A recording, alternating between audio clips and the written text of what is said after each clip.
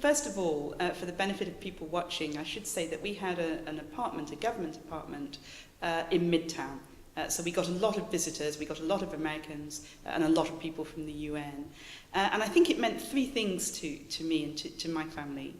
First of all, it meant permanence. Diplomats come and go, we go on rotational postings, but the wonderful works of art we had in the residence lent a permanence to the British presence in that part of New York and at the UN. I think the second point I'd make is promotion. It promoted Britain, it promoted what wonderful artists we had, it promoted Britain as a vibrant and artistic country, and it gave a meaning to people in New York who had a connection with Britain and to Britain's own connection with New York, which is many and varied, ranging from business to art to drama to politics. But I think for me personally, being at the UN, what the art did was it underscored the diplomacy we were carrying out. It was important at the UN to present Britain as a modern country, looking forward, all the colonial, all the historical baggage left behind, and to express to other countries that we wanted partnerships to achieve what we were all trying to achieve at the UN. And they would come to 510, which was the nickname for our apartment, and they would see this fantastic modern art in all its colour and all its glory. And it would lend credence to the image we were trying to project of a Britain that wanted a partnership with them. And if you're a Commonwealth country, possibly with a certain impression of Britain, and certainly possibly a New Yorker with an idea that Britain could be a bit stuffy, when you saw this art, which ranged from Andy Warhol to Peter Blake's to Joe Tilson's, you really got a sense of here was a different sort of country from the one you'd expected. And that helped us work together. Well, we had a large number of people come through the apartment for various official functions.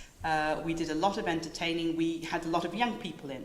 And every year we would have a reception for the young interns who come from all over the world to help their countries at the UN with the very heavy programme of business that the General Assembly has in the autumn. And they were astounded to see some of the fantastic art we had. They loved the Warhol. They loved the Joe Tilsons, they loved the Peter Blakes.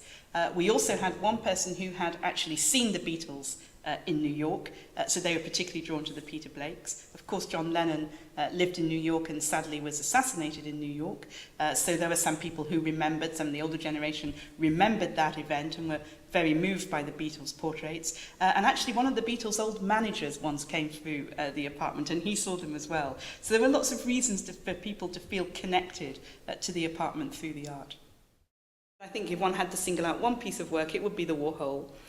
We had an Andy Warhol portrait of the Queen. It was the first thing people saw as they came through the door, signing the visitors book. There was the portrait of the Queen. It was the purple and red one. It was absolutely fantastic. And it gave everything a buzz. People would say that's a Warhol, and they would appreciate the fact that it was both respectful of the Queen, because it's a fantastic portrait, but it also said something about the vibrancy of British diplomacy that we were able to build on. My personal favourite, though, was a Langlands and Bell paper relief, which was bright white, and we hung that on a lime green wall facing the portrait of the Queen. So on the one hand you'd get white and lime green, and then on the other wall you'd get purples and reds, and the vibrancy and the immediacy of that combination I think really put people in a good mood for the work that was to come.